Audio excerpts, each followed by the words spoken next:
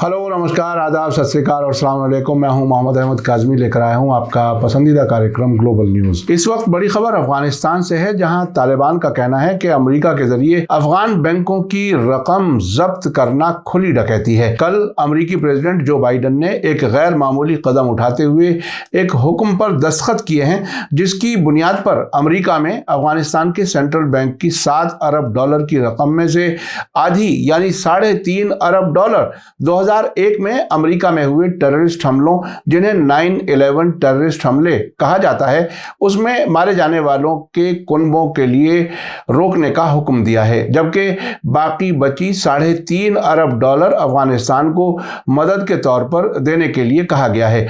इसे तालिबान और अमेरिका में अफगान एक्टिविस्ट ने अमेरिका के जरिए अफगान फंड्स की खुली डकैती किए जाने का इल्जाम लगाया है। अफगान सेंट्रल बैंक ने अमेरिका में तकरीबन $7 अरब फिक्स डिपॉजिट कर रखे थे, लेकिन अगस्त में काबुल पर तालिबान के कब्जे के बाद अमेरिका ने अफगानिस्तान की इस रकम को सीज करने का ऐलान कर दिया था।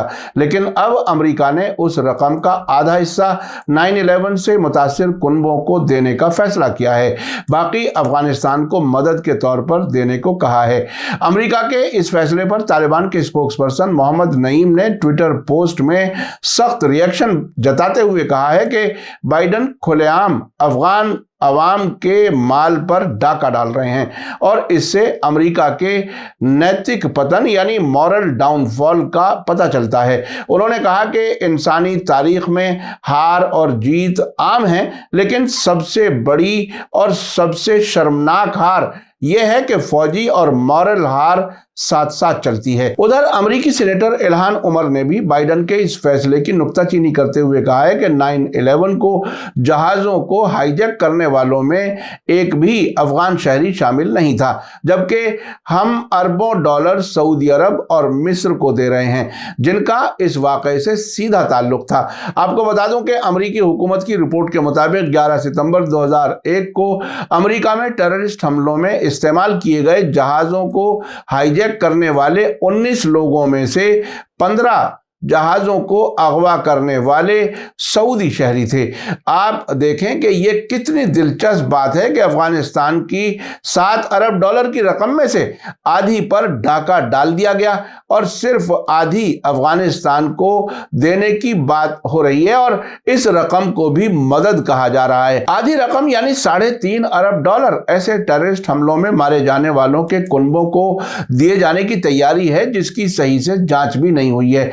अमेरिका में खोजी पत्रकारों ने इसे इजराइल की साजिश का हिस्सा बताया था, जिन्हें बहुत जल्दी खामोश कर दिया गया था। अमेरिकी जर्नलिस्ट सैमोर हर्ष ने अमेरिकी हुकूमत की रिपोर्ट को गलत साबित किया था, जबकि अमेरिका ने इन हमलों का अलकायदा पर इल्जाम लगाकर और तालिबान की उस वक्त की हुकूमत पर अलकायदा के लीडर ओसामा बिन लादेन को पनाह देने का इल्जाम लगाकर अफगानिस्तान पर हमला किया था, जिसके 20 साल बाद अमेरिका की फौज हाल ही में वहां से निकली है। उधर अमेरिका में रहने वाले अफगान अमेरिकी एक्टिविस्ट बिलाल अस्कायर ने कल अल जजीरा को बताया कि अफगानिस्तान के लोगों का 9/11 से कोई लेना देना नहीं था, इस पर किसी को इख्तलाफ नहीं है। जो बाइडन का हुक्म 9/11 के कुनबों के लिए इंसाफ नहीं है, ये एक गरीब मुल्क की अवामी प्रॉपर्टी की चोरी है, जो पहले से ही सूखे और भुखमरी के कगार पर हैं, जो हालात अमेरिका की तबाहकारी वापसी के नतीजे में पैदा हुए हैं।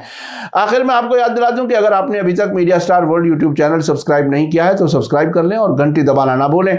और अगर आप हमें फेसबुक पर देख रहे हैं तो हमारे पेज को लाइक करें, ताकि हमारी हर नई वीडियो की खबर आपको सही वक्त पर मिल सके। इसी के साथ मुझे दीजिए इजाजत। ग्लोबल न्यूज का यह एपिसोड आपको कैसा लगा कमेंट्स में जरूर लिखें। थैंक यू, धन्यवाद, शुक्रिया। जय भारत, जय हिंद।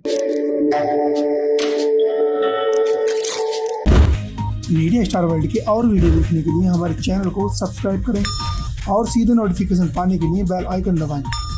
और अगर हमारी खबर सच्ची और अच्छी लगे तो अपने व्हाट्सएप, इंस्टाग्राम, फेसबुक और ट्विटर अकाउंट पर जरूर शेयर करें।